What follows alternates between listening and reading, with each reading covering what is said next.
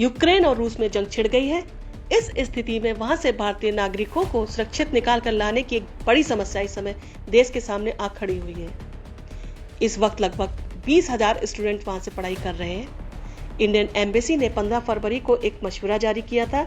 इसमें यूक्रेन में रह रहे भारतीय स्टूडेंट से कहा गया था कि वे जितनी जल्दी हो सके देश छोड़ दें, अपने घर चले जाएं। यूक्रेन में भारी संख्या में भारत के छात्र छात्राएं हैं, इसी कारण एम्बेसी के स्तर पर उनके लिए मशवरा जारी करना पड़ा।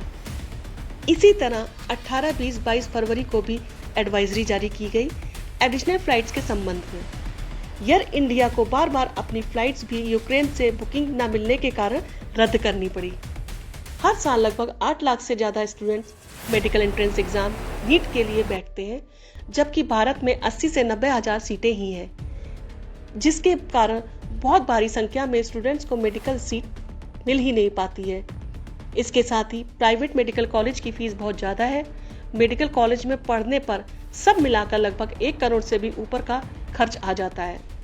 यूक्रेन में भारत की तुलना में पढ़ाई के लिए सुविधाएं भी बेहतर हैं और कुल पढ़ाई का खर्च भी करीब 25 लाख के आसपास ही आता है।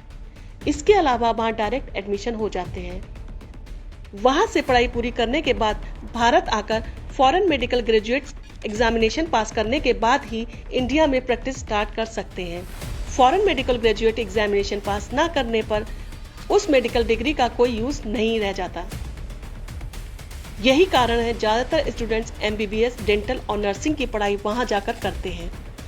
साथ ही यूक्रेन की मेडिकल डिग्री की मान्यता भारत की इंडियन मेडिकल काउंसिल के साथ ही world health council, Europe, UK के समान ही है। अचानक जंग छिड़ जाने के कारण हजारों की संख्या में भारतीय स्टूडेंट्स यूक्रेन में फंसे हुए हैं। इंडियन एम्बेसी ने एक नई एडवाइजरी जारी की है। यूक्रेन ने हवाई क्षेत्र बंद कर दिया है, इसलिए विमानों की विशेष सेवा स्थगित हो गई है, लेकिन भारतीय नागरिकों को बाहर निकालने के लिए वैकल्पिक समाधान निकाले जा रहे हैं।